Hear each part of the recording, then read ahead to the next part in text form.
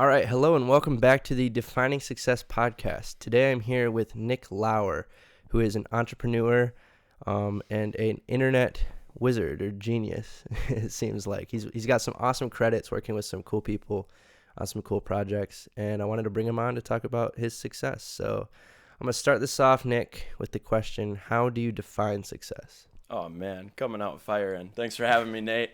Defining success, I would say being successful isn't about money, which is like a very big connotation to success. It's not about the car. It's not about the house. I think success is about having true happiness within yourself and having the ability and freedom to do kind of whatever you want, whenever you want, whether that's I know I just said it's not about money, but it's like having the freedom to like go travel, and in order to travel you need money. Having the freedom to take care of the people around you, be with the people that you need to be with at the right times, and ultimately just trying to leave some type of footprint on the world. And that doesn't have to be at a magnitude scale, right? It just has to be any type of small footprint that you can leave in a positive way on this earth is, that's pretty successful in my opinion. So, and I think a lot of people can agree with that sentiment. Yeah, so, that's a good answer. yeah. So one of the longer answers I've had, but I'm glad you went in depth Yeah. with what you meant. Because a lot of people are talking about success as, having a goal, enjoying the process, and then just striving for something. But I think striving for freedom, like you're talking about, that's all I want. Yeah. Freedom is everything, because I hate being locked down to one area of life or one skill set or just doing one thing forever. Same. I know you too. We're like very much alike in that sense, and it's difficult to find that stride. I'm still trying to find that stride. I don't know what it's going to ultimately end up being, but I know right now that I'm pretty much the happiest I've ever been in my life because I have the freedom to kind of do whatever it is I want to do. Yeah, if you have like a hobby or if you have like something you enjoy, like I feel like you're the type of person that just would find a way, first of all, to monetize it and then just have no excuses of like trying to do it. Yeah. And it's not, sometimes it is about monetizing whatever it is you're doing. And I've had so many ups and so many downs, and I know you have too. It's just like you can be at such high points, and then boom, you're just right back down to the bottom. With like one text or one phone call. One text, or one piece of news. Call. It's like, things aren't going too good. Yeah. And, it takes really, really strong, level-headed people to kind of like always have the ability to take in that kind of news. And I don't know, it's just tricky. It's hard to strive for this. I guess we're on the topic of freedom, like always striving to like have that freedom it's really hard to keep stable, especially the way that we're kind of going about it, I guess. Yeah. There's no certainty until you're like super established, which it's going to take time. It's going to take some years, and it's going to be a lot of lonely hours, but I still think it's worth it. Yeah. So let's kind of describe who you are. And I want to do it with the question of, based on your definition of success, would you call yourself successful? And then kind of what's the story behind how you found that? I would say I'm on my way there, and I still try to maintain that freedom as much as I can. But I'm definitely on the path to being the most successful version of myself as I can be. How did it all start? I guess, right, like, I don't know, at 5 years old, I was selling stuff, right? I was always like, I'd always question every little thing, like, why is it like this? Why do people do this? As most young kids do, but I feel like I did it, an extra special amount. That's like a common theme with anybody who ever becomes an entrepreneur later, is like you hear when they were younger, they like were the kid selling lemonade. Yeah. Or like collecting baseball cards or whatever. Yeah, and that's exactly what I was doing. Baseball, not baseball cards, more like basketball, golf. I even did some Webkins trading cards, pretty sick. Um, Webkins. yeah, That's funny. got a whole book of Webkins trading cards. Hopefully they're worth something someday. Yeah, just collect it. But yeah, I would do hot chocolate stands in the winter, and my cousins and I would like bring all the profits to the food bank, and we'd like fill a bunch of carts with groceries. It was crazy, dude. The whole neighborhood was there. It was like $400 off of hot chocolate and hot dogs. It was, I don't know, it's like mind-boggling now off of hot chocolate and hot dogs, but in the winter too. But yeah, we'd like go fill up carts at the food bank, and then we'd leave them there, and then they'd take it to wherever it needs to go. That's one example. I started a cookie dough business when I was 7. For real? Tell us about that. Yeah, so my dad was in like pharmaceuticals, and he'd like go around to doctors all the time and sell them whatever it is he was selling at the time, some type of medicine. And I'd go with him, all dressed up in my suit, just like he was, and I'd have like this bag, and it had a cookie dough logo on it, and I would say, yeah, you want to buy some cookie dough after he was done with his thing, and they'd be like, most of the time, yeah, sure. So it'd be like $15 a bin. I'd collect the money. Mom would make the cookie dough, and I'd just bring it in the next time he went. But nice. Yeah, I guess it's just small things like that. So you've always just been kind of yeah, driven to sell and stuff. Yeah. So then sales. The thing that I remember you were doing in high school that everybody was kind of talking about, and like everybody was actually talking about this. They're like, Nick Lauer has like a Minecraft server and he's making a bunch of money off it. So talk about that. And is that like, I don't know, is that a big part of your story? Yeah, that was kind of what got me over the hump of, lemonade to like, okay, these are like serious sales, and you need to start doing taxes, you 15-year-old kid. That was, I guess that started, I guess I'll explain that. My cousin Jake showed me this game called Minecraft, and I was like, oh, well, this is so fun. You just hit the button and kill cows and break blocks. This is great. I turned off the game and deleted it. I was like, this isn't fun at all. And then he's like, I had like the same exact thing happen when somebody showed me that game. I was like, this is not fun. Yeah, I feel like everyone kind of has that thing of like, what is this? But somehow like people get into it. But then he was like, yeah, you can like play together. You can make a world, and we can play whatever, do whatever together. I'm like, okay, cool, I'll play with you. So I re-downloaded it, and we were playing together on this Minecraft server called Six Sided World, and there was these packages you could buy, and to like get better stuff in the game, I guess. And I saw that, and I was like, okay, I feel like we could do this. So we made our own server, not really thinking much of it. And the first 6 months, there was like 0 sales. It was just more for fun, right? Yeah. And I think that's a good thing to know is anything that becomes fruitful, at least in my life, has always been like, the start has been, it's always been fun. It's got to be fun first. Yeah. Yeah. And for anybody listening that doesn't play Minecraft, which is probably a lot based on who's been listening, but maybe, I don't know. I feel like everyone's had a little. Everybody's got a little bit of it. Yeah. But basically a server is like you create a game that multiple people can join in through with the internet, and then like in the server you can buy different things. So that's kind of what you were doing. And I don't know if you knew this, I had a server too. I had created one in middle school, actually, before high school, and I think I made $400, and then I just shut it down. I was like, I'm rich, because when you're in like middle school, $400 is so much money. But you kept going with it. Yeah, I started mine in 7th grade. And, oh really? Yeah. It just kept going and going, and all of a sudden we were ranked number 1 at one point in the world for Minecraft servers. No way. I didn't know that. Yeah.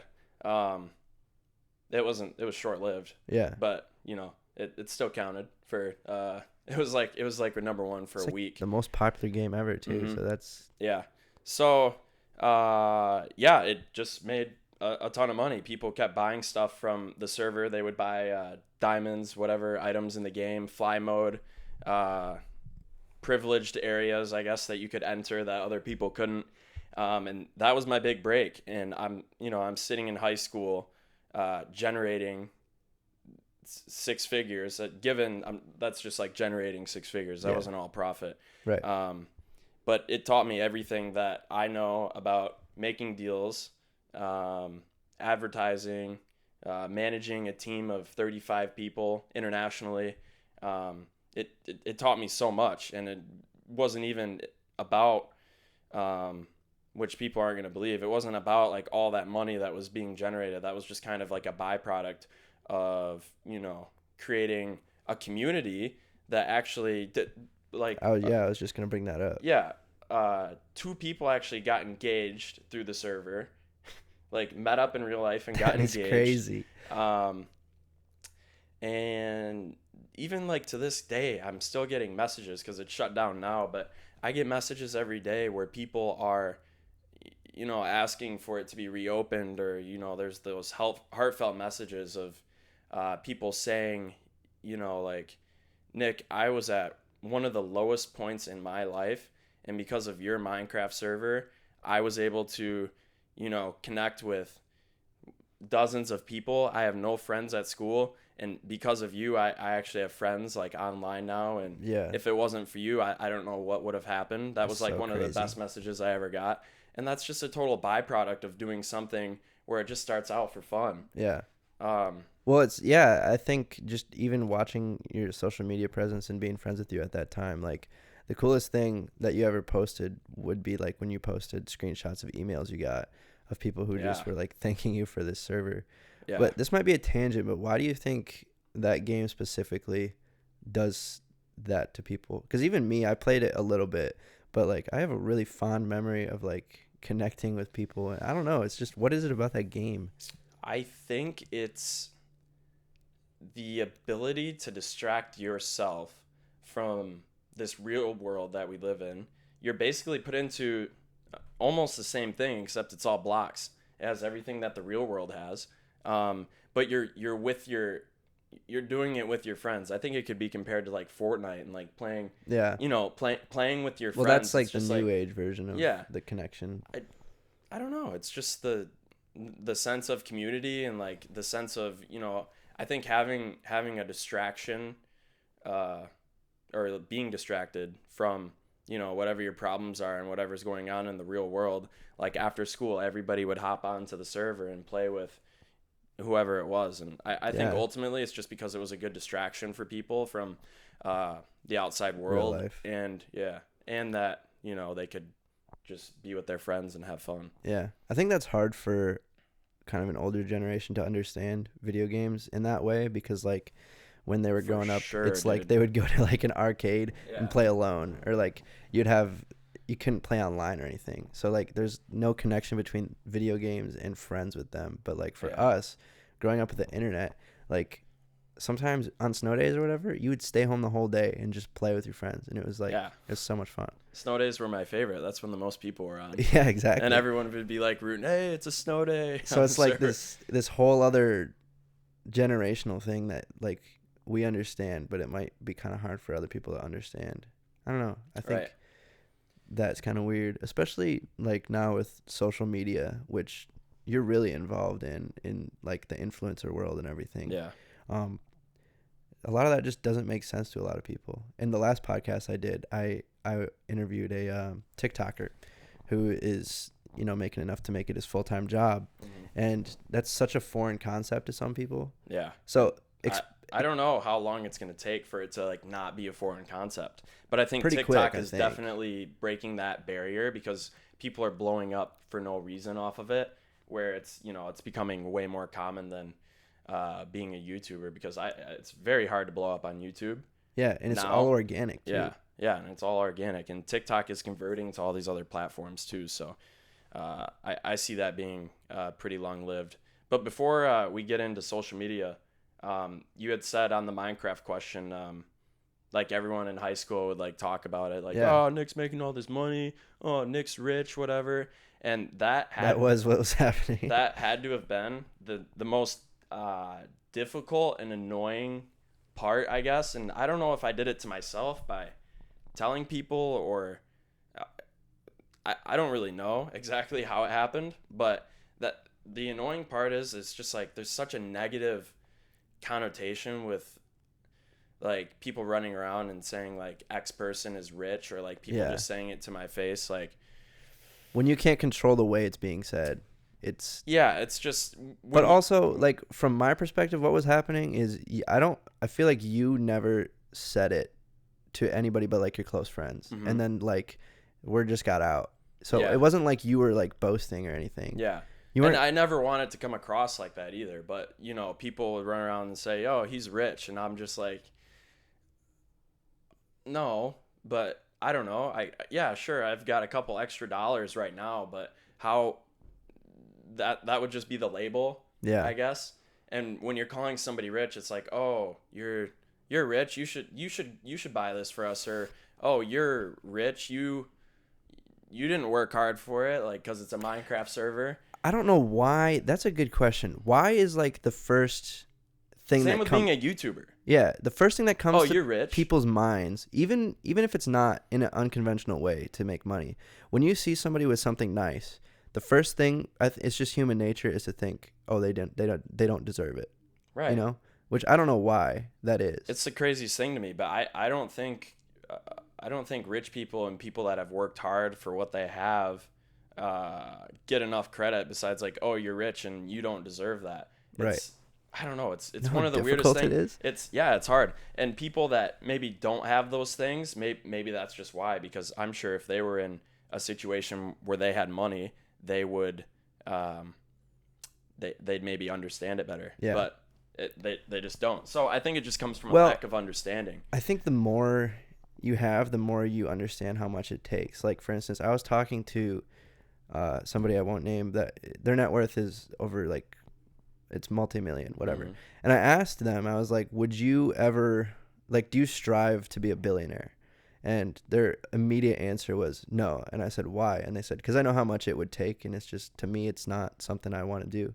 So, like, some people will look at, like, Jeff Bezos I was just going to bring him up. or Zuckerberg or Elon and be like, oh, blah, blah, blah, they have all this money. First of all, it's all wrapped up in their company, so it's not like they have all that cash. But then second of all, do you know how hard those people had to work to get it? Yeah. Most people, even if you told them you'll make this much money, wouldn't want to put in the work that's required. You know what I mean? Mm-hmm. Even if it was guaranteed. Yeah, and I forget how much Jeff Bezos just donated 21 million or something. to COVID relief. Or Yeah, I think it was 21 million. 21 million, and everyone throws a fit. Yeah, because it's like a percentage of his net worth. Yeah. But how much did you give? I don't see anybody else dedicating their entire life, putting their entire marriage on the line for one. I'm sure he has some of the worst stress issues, anxiety, PTSD. You know, it's even like being the president of the United States, I would say. Like, it doesn't matter if you're a Democrat or a Republican. Whoever's in that position, in my opinion, it gives up their entire life for the country. Oh, dude. They're not getting paid anything near what they should be. I don't know. It's just how it is. It's how society is. It's how it's always probably going to be. Yeah. It is interesting, though, because that's definitely a mindset here. But other places in the world, like, for instance, Bono, the lead singer for U2, I think he was doing, it was either him or somebody else from that band, but they were doing an interview, and somebody asked him, like, what's the difference between when you're in Ireland, because that's where they're from, and the U.S.? And he says, well, in Ireland, if you're on a lake and you see a really nice house, you would look at it and say, like, oh, that guy, you would come up with excuses of why that guy got it, you know? And then in America, he said you would look up at that house and say, like, I wonder what he did. I'd like to have a conversation with him. Right. It was something along those lines of, like, I could do that too. You know what I mean? Instead of, like, oh, he stole it. And I think it's kind of unfortunate that it seems to be the public view is kind of going in that other direction of he stole it, or he doesn't deserve it, or he pushed other people down to get there. Yeah. And I wish I had some type of solution to that. I don't know. I think it's always, or it's going to take a really, really, really long time. Yeah. It's all education. All of our problems are lack of education. Seriously. Lack of, parenting, something wrong in the household or something. But my last note on that, or I guess we can keep talking about it, but I think it's important.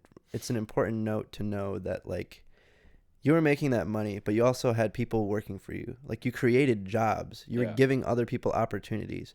And the most important thing for anybody to know is that for one person to get success, he needs to give opportunities to multiple people. And multiple people are going to go up with them. You know what I mean? It's never a one person stepping on other people's situation. Yeah, that's a good cliff note to recognize the fact that you need a team in pretty much all careers, all jobs. You need somebody helping you if you're gonna like make your own kind of path, like we've been doing.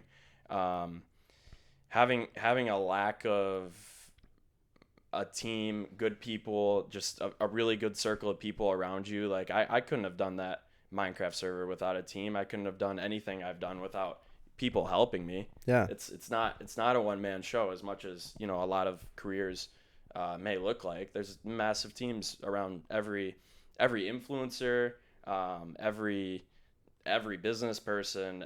Everyone has, you know, a recognizable team that all deserves credit. It's, you know, it's a big moving, lots of moving parts. Yeah. So even just using you as an example, first of all, and the most important thing is you were giving people value. All those people that sent you messages, you said somebody met their wife, you know, you're giving people value. And then second of all, you're helping other people find opportunities doing what they love. I'm sure many people want a job working in video games, you know? Yeah. And all those people that worked with you on that server now have a job working in video games. And third of all, you're enjoying what you're doing. So those are like the top 3 things that you could do. Give people value, help other people that want to be in that industry, and then enjoy what you're doing. Like, it's the way to go. Yeah. So what happened from there? Because you kind of started a brand out of that server.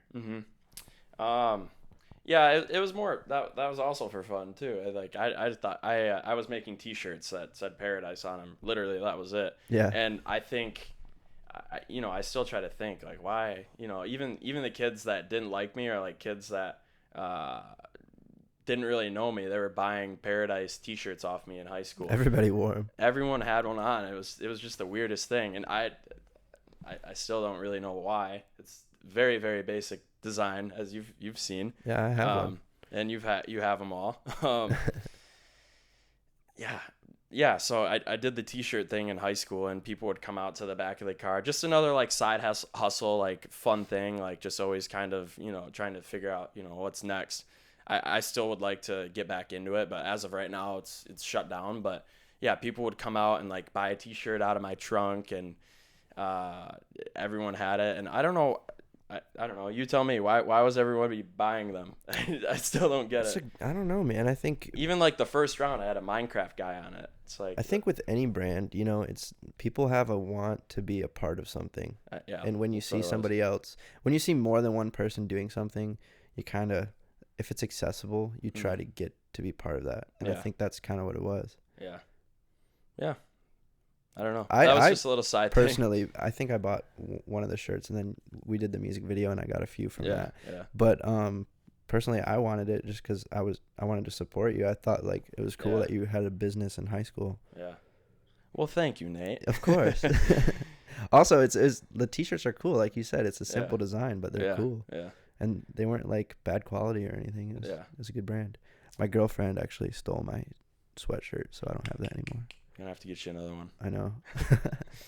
But yeah, so from there, what happened after high school? After high school, that weird part where, you know, and I think everyone has this little realization in life. You look around, you know, at the house you're in, you look around at just everything, you start seeing everything a little differently, and you're just like, why am I here? What am I doing? Right. I think everybody has that at some point in their life, probably multiple times. But especially after high school, it's like this middle ground where, dude, I picked the college I was going to go to like the last day that you could pick because I didn't want to go at all. But that's where it led me to the University of Oklahoma, went there for a year. Not going to say I loved it, not going to say I hated it, but I hated it. Okay. Yeah, I didn't love it at all. But I came out of that with some really good lifelong friends. You know, that I'll always have in my corner, which is the one good takeaway from that. But after that, I came home, went to school locally for a year, and then this is the segue into craziness. I was editing videos for a guy named Azadi, and that was just a random cold call DM. He put out something saying, hey, I need an editor. and I wasn't doing anything really. So I was like, okay, I will do it. Sounds fun. Few months later, he's at Jake Paul's house, and he said, hey, I need you to come out here. We're throwing this big party. I need you to film me, and I want to make a documentary out of us putting this party together in 3 days. So he bought me a flight. I flew out there, and pretty surreal, because in between that time, I was making YouTube videos. Yeah. I was just gonna say, like, when you, just so I don't forget, when you mentioned your friends from Oklahoma, I was like, I feel like they're my friends too, because I watched all your vlogs, and like I feel like I know them, and I don't even know them. It's so weird. Cool. All my friends say that too. They're like, they'll say their names like Eli and Caleb, and I don't know. It's weird, but it is cool though. Because that's how I felt going to Jake's. I had watched every single one of his vlogs, every single one of Logan's vlogs, and I don't know, it felt normal. Yeah. To Jake, I was just some random kid. But to Jake, it's like he's like my best friend. You know him. Yeah. It's kind of a weird. It's a weird thing. Yeah. But so you get to Jake's to do this party. Yeah, and just the craziest party ever, and it broke the internet. There was that designer's birthday party? Yeah, designer's birthday party. There was a lot of controversy around it, but there was also like insane. Like it was dubbed the best party LA's ever seen, because there was like 1,500 people at his house. You had the DJ, you had all the booze and stuff. You had a fight going on in the backyard. You had guys doing they jumps. had a boxing ring out there. Yeah. You had motorbikers doing like flips in his front yard. So crazy. All the most exotic cars. It was insane. Definitely one of the coolest experiences of my life. And then on top of that, it's like I'm out there for 2 weeks after the party. I thought I was going home the next day. And then Armani comes up to me. He's like, yeah, Jake wants us to move in. So I'm like, oh shit. All right, let's do it. Yeah. Why not? Yeah. Cause it was definitely a saving grace for me, because I had that 1 year of like, I didn't know really what I was doing, what my purpose was. That's why I was like going on tangents and making, weird YouTube videos or whatever it is. But the thing with that is, at least I was, trying. At least I was doing something. Because you and I can both say like we've made some like cringe. Even in high school, we were making like funny videos. But everyone's making like, or at least trying. It's at least you're putting some type of foot or some type of effort forward to like trying to make YouTube videos or trying to make a career out of something, even though it might not be working, even though your videos might be trash, even though it's the most super cringe shit you've ever seen, right? Yeah. But at least you're trying. Like I'm going off again, but that's the only thing you can, ask of yourself in anything. Everyone like dreams, they have these dreams about like becoming a YouTuber or playing in the NBA or NFL, whatever it is. But if people need to like stop dreaming, I guess I would say, and like more so desire it and actually like put forward the effort, because you can do, everyone says it, you can do whatever you want, but they're not lying when they say that. You can literally do whatever you want in this life. There's a lot of constraints, like you're tied to school or whatever, or you want to stay by your family, but money's big. Money and money, like it's probably going to suck as you're like trying to go through. You're going to be eating Taco Bell, McDonald's, whatever, but yeah, at least try. Yeah, I think a lot of people don't try, and then the second group of people try and they realize how hard it is. But everyone dreams though. Everybody dreams. Yeah, some people try, or more. I don't know. Yeah, but a lot of people try and then they realize it's hard and then they stop. You know what I mean? Which is just kind of just when you're like almost there, probably too. Yeah, well, almost all the time, when you talk to successful people, they're like, I gave myself one more chance, and then I was gonna quit, and that's when I hit it. Right. You know what I mean? It's the craziest thing. And even with like having that opportunity to go to Jake's house, I wouldn't have had that opportunity if I wasn't like, obsessed over YouTube, or like even all the vlogs I made, I think led up to, getting in the position to like be there. And it's the most surreal thing when it happens. That was definitely my big hit. Yeah. More so for experience and an eye opener than generating, a ton of money off of it. But damn, where was I before that? It was also Anyways, just fun. dreams, desire, whatever. Yeah, Yeah. it's great. Yeah, it was just fun too, and I didn't really have much going on then, but yeah, so we moved in there. And I mean, the rest is history. We were in vlogs. It was a lot of fun, a lot of training for fights. So there wasn't as many vlogs, but what were you gonna say? I want you to tell everybody the story of the first time you met Jake, the video Azadi made. Oh yeah, so first time meeting Jake was interesting. I'm I'm FaceTiming. I FaceTimed Kyle. He had no idea I was going out there. I'm in the Uber on the way to Jake's house, and he's like, "No way, you actually are out there!" Like he didn't believe me because I had sent a text in the morning like heading to LA, boys, going to Jake's. Obviously, that was just like so random. And I'm like, yeah, but there's this weird thing. Armani says I'm not allowed to look Jake in the eyes. He thinks it's super weird and condescending to just like look him in the eyes when you first meet him. Yeah, so Azadi told you like specifically, don't look Jake Paul in the eyes. Yeah, he was texting me, and I'm flipping shit to him. I'm like, dude, are you serious? Like, this is, what if I look in the eyes? Like, what am I gonna do? And then, everyone their whole life is always taught like, make eye contact, shake their hand firmly, look at them in the eye. So I get there, and I'm sitting down in the office with everyone, the whole team. And Armani like sends his little text to Jake saying, "Yo, Nick's here, come on down." And Jake came down, was saying hi to everybody, and he's like, "Hey, what's up, bro?" First thing I do is I look him in the eye, and I shook his hand, and he like turned away, and he was like, "Did you really just look at me in the eye, bro? Like this isn't cool. Like, Armani, are you serious? Like, I don't know, bro, it's fine." Armani like pulls me outside. He's like, "Bro, why'd you look at him in the eye?" I'm like, shaking, dude. I'm like, I don't know. It's natural. I'm sorry. I tried not to. You thought you were going to be sent home that second. And I thought I was going to be sent home. And Armani's like, "Dude, I told you not to do that. We might have to send you home." And I'm like, oh my gosh. And I'm just waiting for something to happen. Chance. Jake comes out just laughing. "Ha, I got you," whatever. And everyone else was in on it too. So everyone came out laughing. And yeah, pretty epic way to be introduced, honestly. Yeah, did that kind of help break the ice a little bit? Yeah, for sure. And I was super nervous going into it. I bet. Mean, what it's hard walking into an atmosphere with 20 people at the pinnacle of YouTube, basically. That's what I think the Teen 10 House is dubbed as.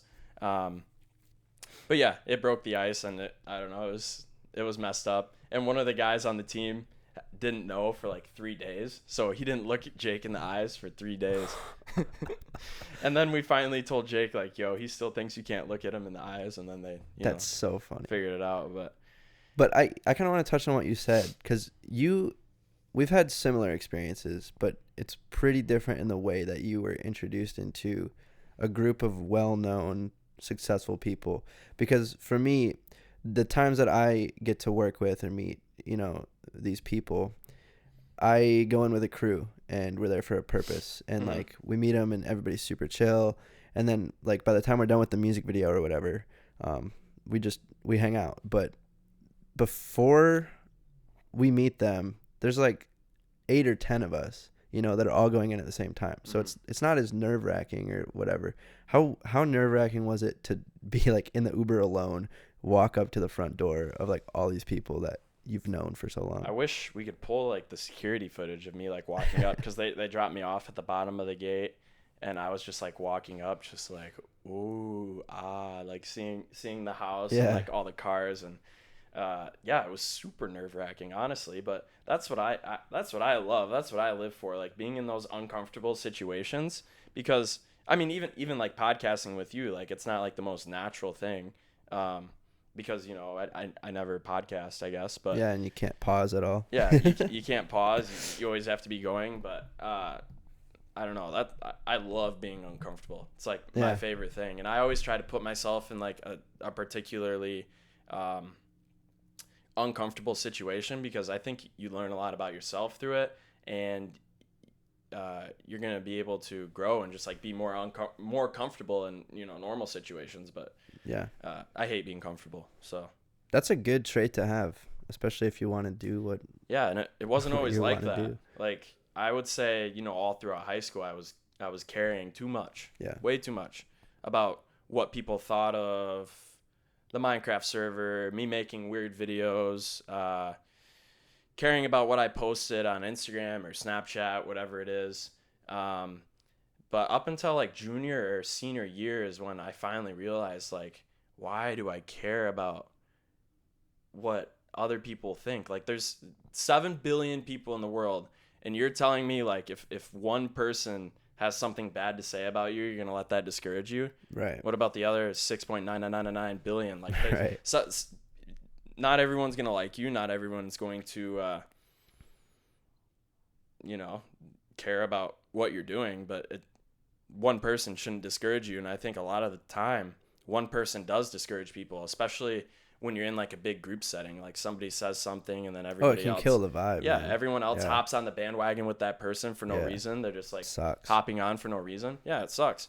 Yeah, but I think, senior year, I just started to Care less. Yeah, it care less in a caring way. Yeah. Because it's kind of cocky to say like, oh, I don't care. I don't Well, care. you care less about, I guess, care less about your ego, care more about others. You know what I Right. mean? Yeah. So, do you think that living with the Team 10 guys helped that? Because Jake and all those guys, like, they have a superpower of like just being themselves no matter what. Right. Like, and that's why they're so successful at YouTube. So did their energy kind of rub off on you even when you come home? For sure. I think I gained a lot of confidence being out there. I would come home and I would feel kind of different. Like I would talk with more enthusiasm. I was just a lot more confident Yeah. in my own skin. I don't know if that was a byproduct of just being, I don't know, I don't really even know how to say it. I just came back and I don't know, I just felt like more myself. I felt kind of more cool. I don't know. Confidence. Yeah, it was. I tweeted about this the other day and I kind of fell into it, and I'm wondering if you had a similar experience or if you still might feel that way. But I think a lot of people that move away from their hometown, especially if they're going to somewhere like LA, New York, whatever, they all of a sudden have this like anger and like they're upset at their hometown and anybody who would stay there, and like, oh, they're doing nothing. They're still where they grew up. And I really fell into that when I left for like maybe a month. Like thinking that about. Yeah, just like thinking that you're better because you left. You know what I mean? Right. But then I met this director who was from Grand Rapids actually, and he found me and hit me up because I'm from Grand Rapids, and he basically said like, we have to rep the hometown. Like, it's important to remember where you come from and everything. And then I just got like a huge punch to my ego. Like, I've been terrible to where I grew up and everything, and there's nothing wrong with anybody living anywhere. So did you ever, I always wonder with people that move to LA as well, did you ever feel weird about Michigan? Maybe for myself, I felt weird about Michigan, but not because other people still like lived here or still like enjoy being here, or still like, I gotta explain that better. Yeah, no, I know what you mean. Yeah. But definitely more for myself, not like, and like repping the town is like, it is a big thing. But I would come home probably a lot of the weekends. Like I came home so much. Yeah, you actually did. I remember that. Like, you had that. Yeah, like a crazy amount of times I would come home because it's weird because a lot of people aren't the same. Like I actually love being around my family like all the time. Yeah. Like and a lot of kids don't. They go to college and never come home on the weekends like ever, and they only come home like in the summer, and some just stay home. But yeah, that I always came home, and I don't know if that's like totally answering your question, but yeah, I guess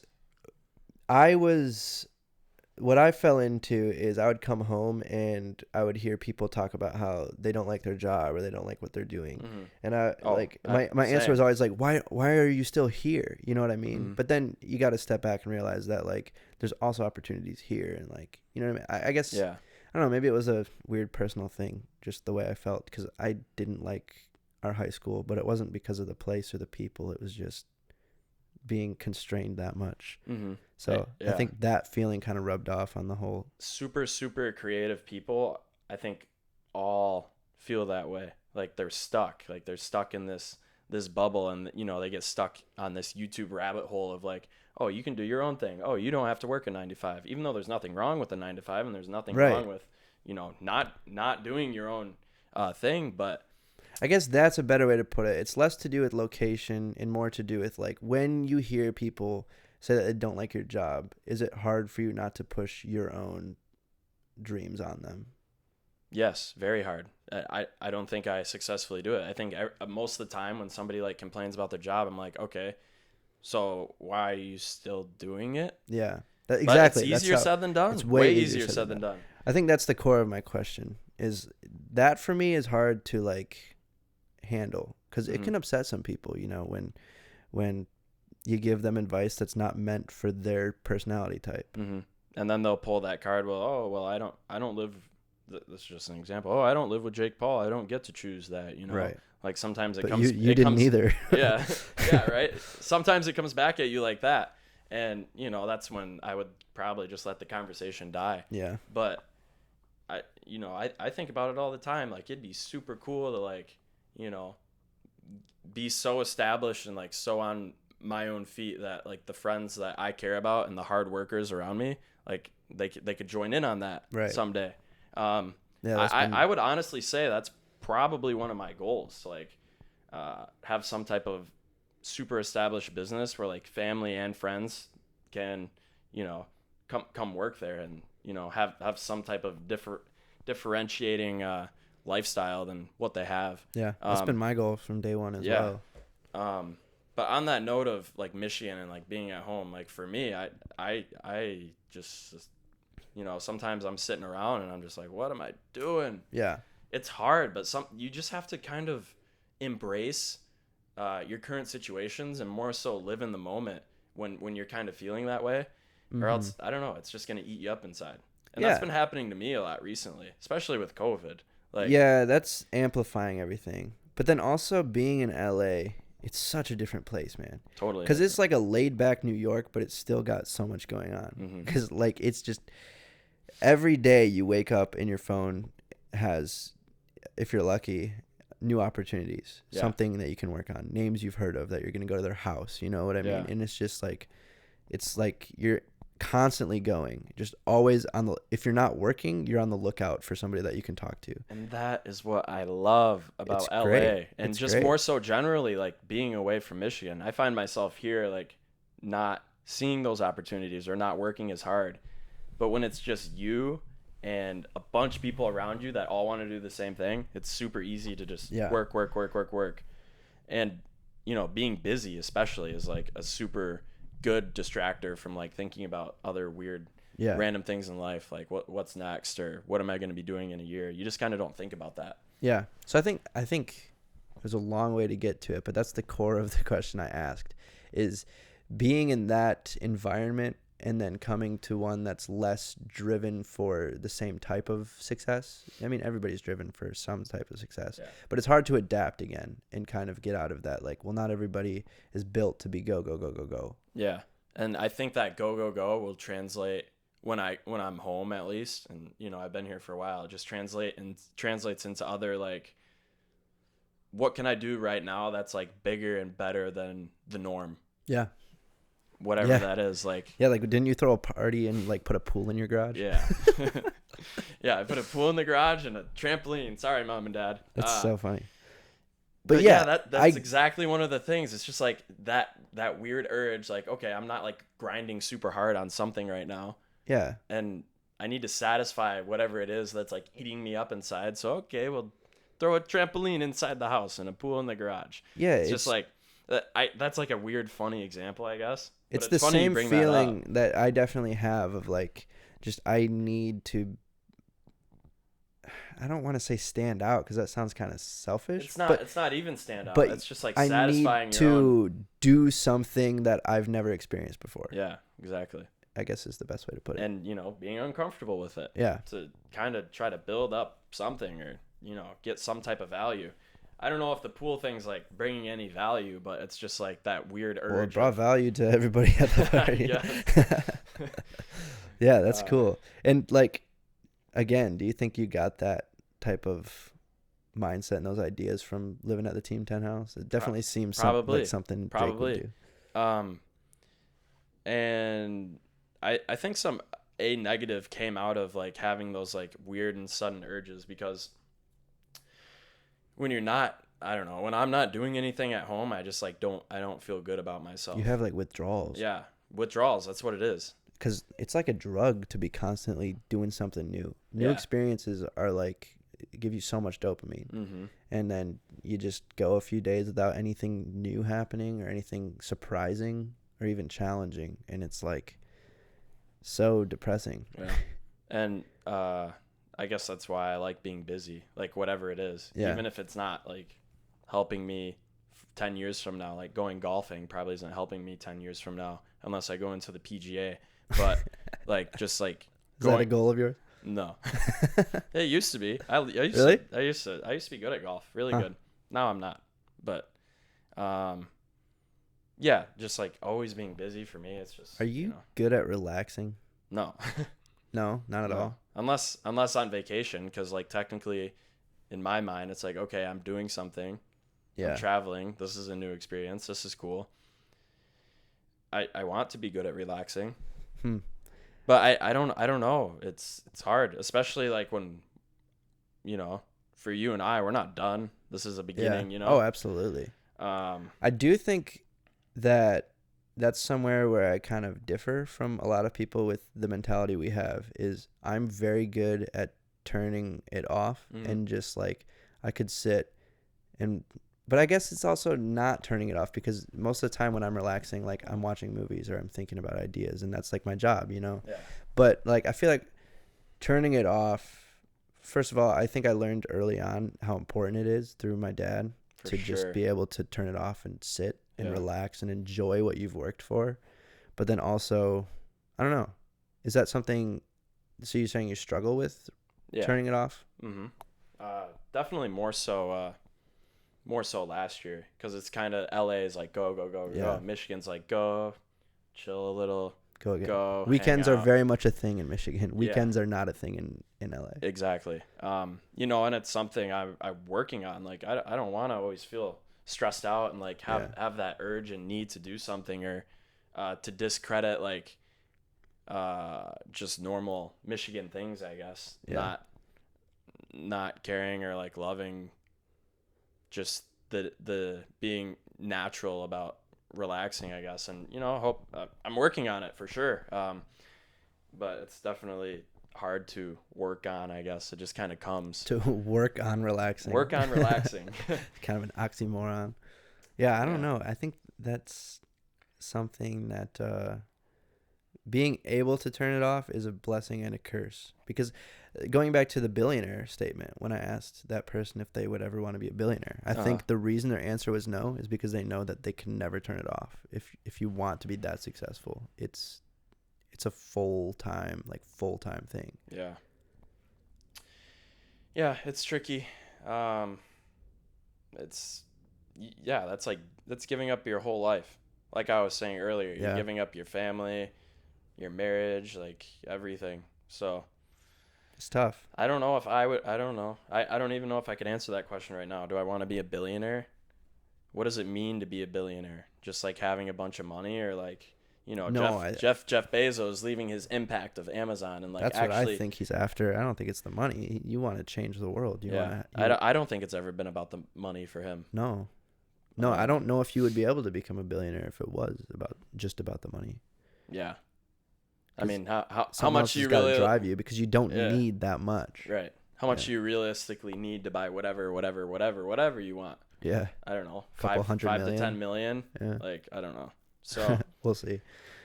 We'll figure it out sometime. We'll come back and let you know exactly what the number is. Yeah. So what's some like advice that you would give coming out of college or coming out of high school, Nick, if you could go back? That everything is going to work itself out. That's one of the big ones. But I'd say an even bigger one is recognizing the small victories, the small hurdles, the small experiences in life.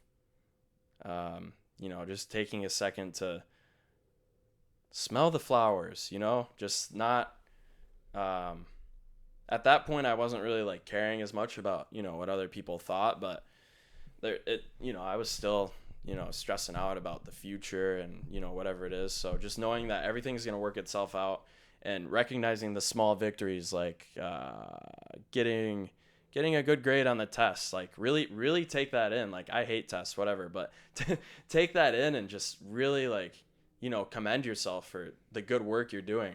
Um, making a couple $100, making $1,000, like, you don't have to hit the jackpot all in one day, which is something I had to learn, in a very rough fashion. And yeah, I think just really taking time to enjoy your surroundings and living in the moment will help you kind of unwind and be a little less stressed. Like right now, I'm enjoying the fact that, you know, I have you in my company and that we're making a piece of content and we love making content. Like, it's pretty dope. Yeah, it's fun. Yeah, it's fun. So just really recognizing the small things is probably one of the biggest things I wish I could have, you know, been doing at the time, which I try to take a lot more time to do now. Do you have any mentors or people in your life that like you are getting advice from, or just that are there for you all the time, even if it's not about business or success? It's just good people, good mentors. I would say all of my friends in Caledonia, at least, like whenever I have a question or like have, That's the hometown we're from. yeah, sorry. Like everyone's always, you know, there for me, and those are kind of the friends that I want. Like, bro, even you, like, I'll hit you up out of the blue and say like, bro, I have this going on in my life, you know. Yeah. I've done it a couple times. And we don't talk all the time. No. But I know you always answer and like have advice. Yeah, you know? And those are the kind of people that I like having around me. But, you know, other than that, for sure my dad, just really, you know, super hardworking guy. Gave my brother and I everything we could ever ask for. Probably showed me the entrepreneurial path. I always, like, even if I don't think he'll enjoy being involved, I always bring, like, you know, certain business proposals to him, or I'll ask him about pretty much every type of deal that comes my way. Armani, I would say he's always been there for me. Haven't been out there in a while, but do you still keep in touch with him and Jake? I haven't really talked to Jake in a while, but Armani and I text back and forth pretty often. But one of the reasons that I'm like in between about being out there is like I've always just liked being my own thing. Yeah. Sometimes it's hard to, and I still would. Sometimes it's hard to like be in a team where you don't, you know, I wouldn't say where I feel disvalued, because I definitely felt valued out there. I mean, that's why Jake had us move in, because we were moving mountains. I guess on that note, I'm going to sidetrack a little bit. Though we were out there, you know, and our job was like the business team. Yeah. I started as like the filmer and editor for, you know, a couple weeks, but it just turned into more so the business side, which I can credit Minecraft to, like, even being able to like be on that Teaching Team 10 executive team. But we were trying to find a sponsor for Jake and Tana's wedding, and fake, by the way. And was it fake? Yeah. 100%? Like admitted? Yeah, it was not real. Not real. Yeah, so we're trying to find a sponsor for the wedding, and I am just grinding 18 hours a day trying to find somebody to put up $500,000 to sponsor this wedding, to pay for it, so everyone can make money. And, you know, I had a lot of people where I'd be on for hours with them, hours and hours and hours, trying to get them to do it. No one would budge. And I DM'd this one guy named Tiger on Instagram, and within 20 minutes, we were on a call talking about the wedding, and within 10 minutes, the money hit the bank account. That's crazy. So He's a drop shipping guy, right? He did Yeah, like Shopify or whatever. yeah, Amazon. He sold Oh, okay. Amazon stores. Yeah. And that was the craziest, probably one of the biggest accomplishments in my life to like make that happen so quickly. But it was only because like I was setting myself up for that success too. It just like it didn't just like happen like that. Through all these people, I just like kept going, and I find the guy that's gonna do it, and he just sent it right away. That's crazy. That's how most of Was my that deals close. It's just like when you find the right person, it's like usually pretty fast. Is it like that for you with Yeah. like I mean, things move quickly yeah, once. Because the people who are willing to invest in those types of things are all doers. You right, know? yeah, Nobody wants to sit around. yeah. Was that a? That's so strange to me because I sort of get it because say if I want to make a movie and I've been successful, I'm not going to put up my own $1 million to make the movie. You're going to find an investor. But like, I guess why didn't Jake just pay for it? He could have just paid for it, but and Is that was the plan because we didn't Yeah. have a sponsor till like a few days before. It was gonna run like 200. I kind of forget the figure honestly.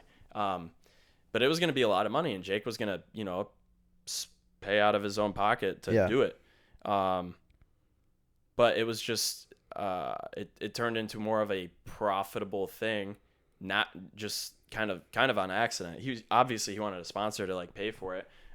It wasn't really an investment. It was just a sponsorship. Like all we had to do was promote Tiger and his brand, Right. Which isn't if that you're hard. yeah, if you don't have any following and then all of a sudden you're on two of the biggest stars wedding like all Yeah. over it. That's Yeah. So it's pretty like good. you pay this $250,000, Jake thinking, or take somebody else's money, pay for it, and give them a ton of exposure. give them a ton of exposure, make a little bit of money, and have the wedding be better because we bought a lot of extra things once we knew we had sponsorship money. So That's yeah, cool, man. that was awesome. Definitely another highlight of last year. Got to bring out like 3 friends too. To Yeah, the I wedding. saw. Yeah, that was awesome. That's so crazy. Experiences, man. Yeah. What about the boxing event? How involved were you in that? I wasn't at the I was at the training for the first couple weeks, but then I was home for most of the time until like a week before I went out to Miami, and one of my roles was capturing enough content to make a sponsored video because all the fight stuff was sponsored. We got the hotels and stuff for free. I would make sure Riley Reed got the key to her room. All of the influencers, making sure they were all settled in.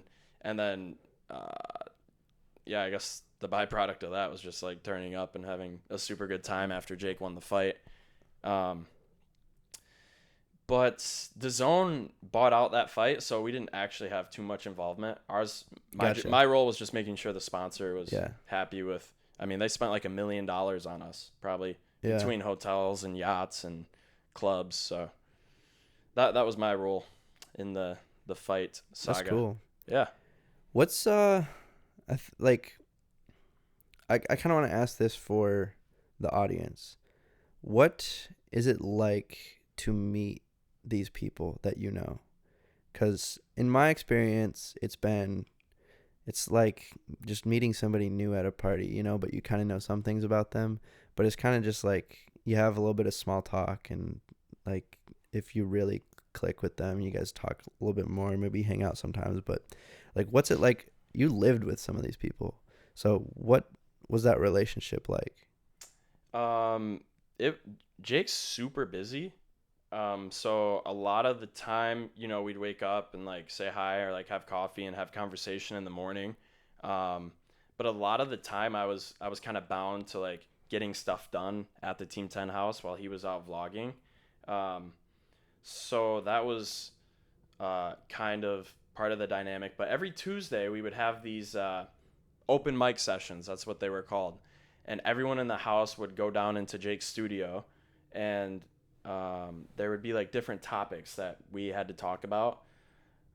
One of them was fear, I think. So everyone would take a shot at like singing about fear or rapping about fear or just like a poem about fear or just like open mic talking about it. And that's where everyone kind of really clicked. I remember after talking about fear, Jake had, you can raise your hand and like make comments after, and he really commended me for like opening up in front of everybody because I didn't really know anyone yet. Yeah. But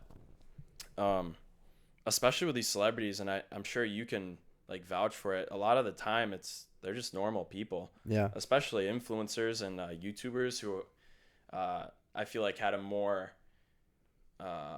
natural exposure to spotlight rather than traditional media.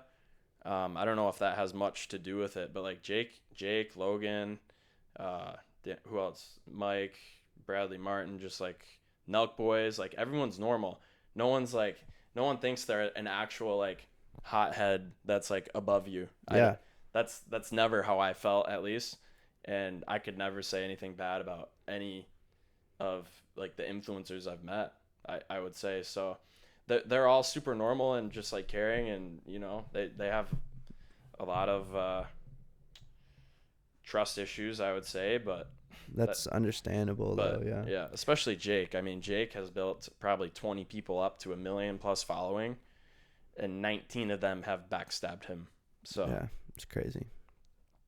Yeah, but I do agree. It's like, just one example. I did a music video with Bella Thorne, and like after it was done, she was like, party "Turn on the you. music, let's party." Let's do it. So like just super nice and normal, and like growing up here, I would talk to some people out there that I work with that grew up in LA, and it's like you run into celebrities often, so you kind of have already a mindset about that type of thing. But then growing up here, it's kind of like so far away, So I think a lot of people, including myself, before I moved out there and before I started meeting people, is just kind of like put them on a pedestal, and then you meet them, and it's like, oh, it's just they just worked hard. Now it's really like natural. Yeah, you don't want to like spaz out and fanboy. Oh no, I mean, I don't think I ever did. You probably didn't either, but just like you do have like a weird nervousness. I did once. You one did? Time. With who? David Dobrik. Oh, dude, I haven't met him yet. I spazzed out. We were at Logan's Luau, and he threw a party in his backyard, put like a bunch of tons of sand in the backyard, and David was there, and he was walking off, and I'm filming Armani. I'm like, dude, I gotta go get a picture with him. And I run out, and I'm like kind of chasing him down the street slightly, and I'm like, yo, can I get a picture? And he's like, yeah, sure. But after that, crazy enough, we sit there and talk for a couple minutes. Yeah. And it's like, I don't know, it's pretty cool. What'd you and David talk about? He's my favorite YouTuber. He's probably the one person too. Like him, and it's completely different levels, but like him and Kanye West are like two people that I just like. I think they're the best. You just asked like what I do in LA, and I was like, oh, I'm working with Jake and Team 10 and filming, and I just told him, everyone loves you back home, blah blah blah. That's true. Yeah.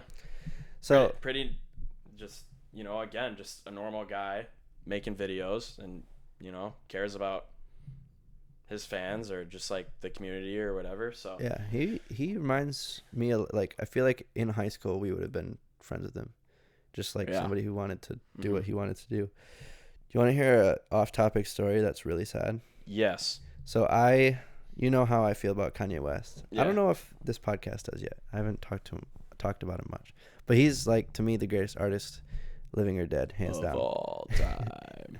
Hands down. So I went to a bunch of his Sunday services, and like, so you get to say hi to him, whatever, but those are you never get to talk to him. You went to one? Yeah, I went to one. Oh, it's so fun. Yeah. But so I get a call one day. I'm working on a documentary. I was at Flostradamus. No.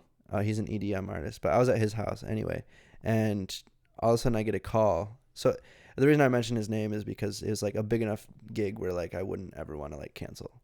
So I'm at his house, and I get a call, and it's one of my buddies, and he's like, hey man, I just got hired to work on Sunday service. I'm going to be working with Kanye. Like, do you want to come? You need to come right now.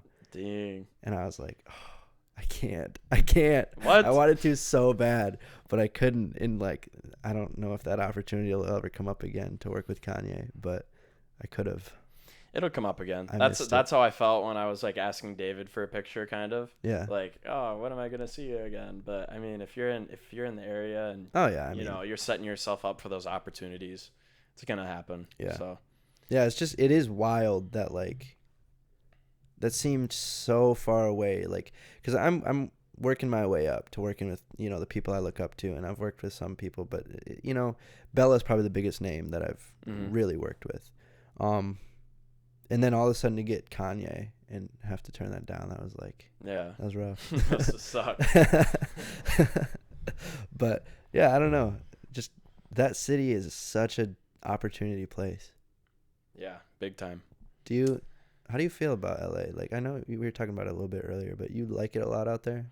I like it a lot, but I also like only can handle probably so much of it to like want to just like come home and try to relax or like be with friends. Yeah. I don't know. I just like I love my friends and I love my family too much. Like I just I came agree. home. I came home so much.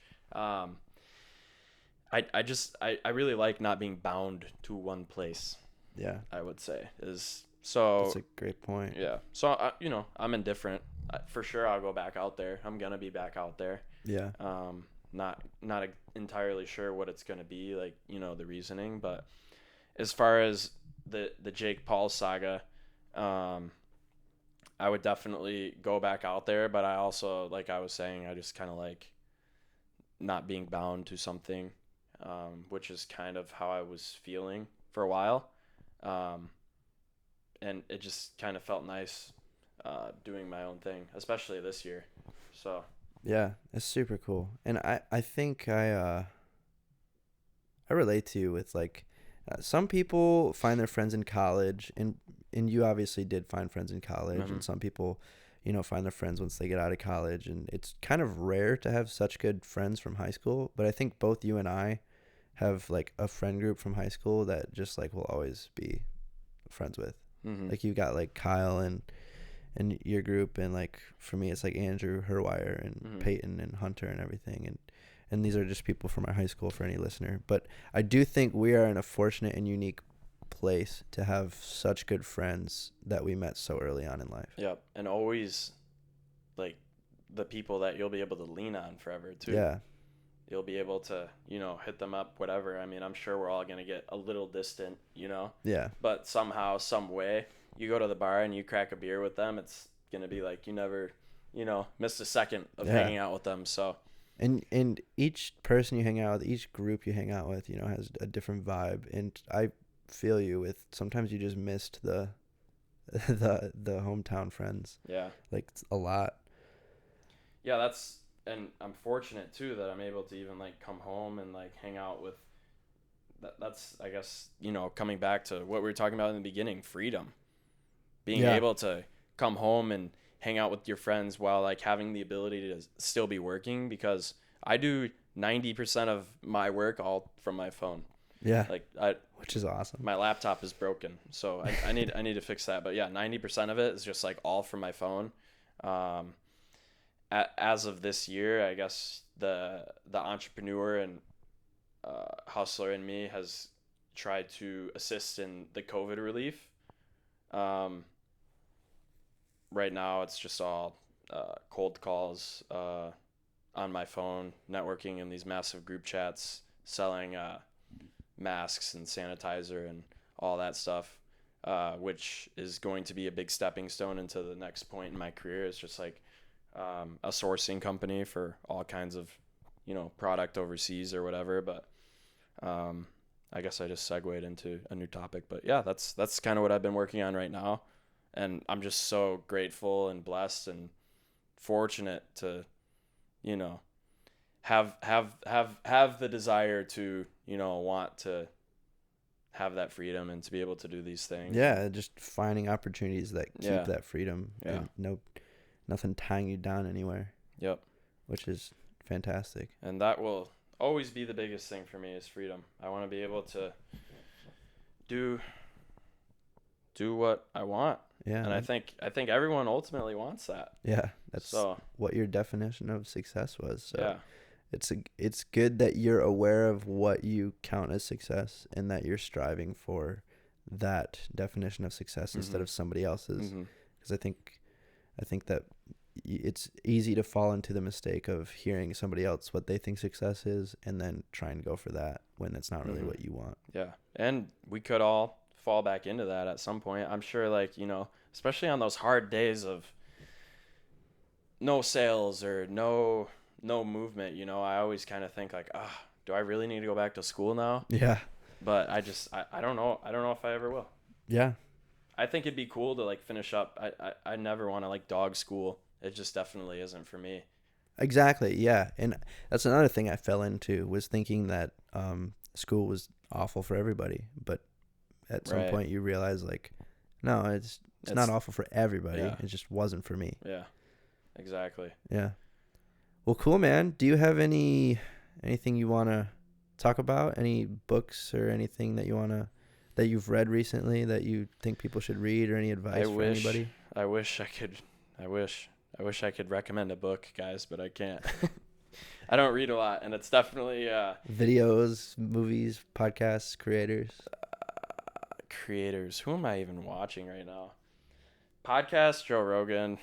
Of course. That's an easy one. Of course, the $100 million man. Yeah, that's so crazy, dude. Right? So insane. They're going to be doing that to a lot of people, I feel like. Oh, yeah. I mean, especially now they're getting into a streaming gaming platform too. Spotify, really? So I think they're going to buy up a lot of creators. But final notes, I would the book thing. I wrote in my phone it's called minimums, and it's just a note in my phone of like the minimum amount of things like I want to get done in a day. And this is something I'd recommend to all viewers, and it's an easy way to just like knock out the things that you don't want to do. It's just the minimum that you have to do every day. And if you knock out the minimums that you have in your notes every day, you'll feel like somewhat accomplished with that day if it's like a slow day or whatever. And I haven't been sticking by the book one, but it's like 20 pages in a book, 10 minutes of prayer, 10 push-ups, 10 sit-ups, whatever it is, whatever your minimums are. Those are just like kind of examples.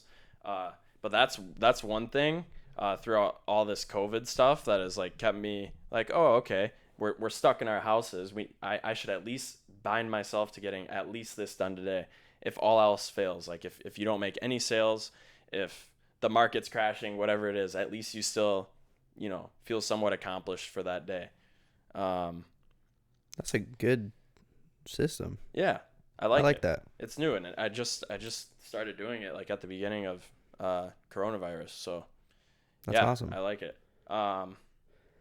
Yeah, I think that's it. I guess final notes, just be you. I guess that's the only reason I'm doing anything that's somewhat different, I guess, is just, being myself, even if sometimes it's weird, sometimes it's not the popular opinion. Just be you and stay true to your heart. Yeah. I think you and I both got really fortunate and are blessed with the parents, first of all, we have around us, and then just environment that we were in that made us feel like we could do anything. And the only thing that would allow you not to do anything is how you think about it. So yeah, it's you. It comes down to you always. Yep. You have decisions to make in life, and it's up to you to kind of choose wisely. And you can do, it's so cliche, but you can do whatever you want, and that's no cap on that one. You can do whatever you want in this life. No one's gonna, one opinion shouldn't change the course or trajectory of your goals or whatever it is you want to pursue. And everyone's different, and I think everybody should be commended for trying to chase that freedom or success, whatever it is. It doesn't matter what it is that you want to do, as long as you're doing it. So yeah, there it is. There's the meat. There's the meat. And with that, thanks for coming out, man. That was really fun. Yeah, thanks for having me, dog. That was one of the most conversational episodes I've done.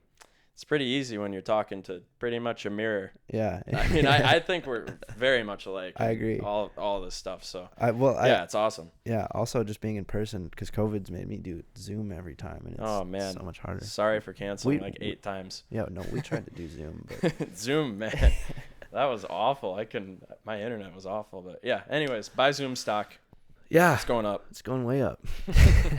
All right. Cool. Thanks for coming, man. Yep.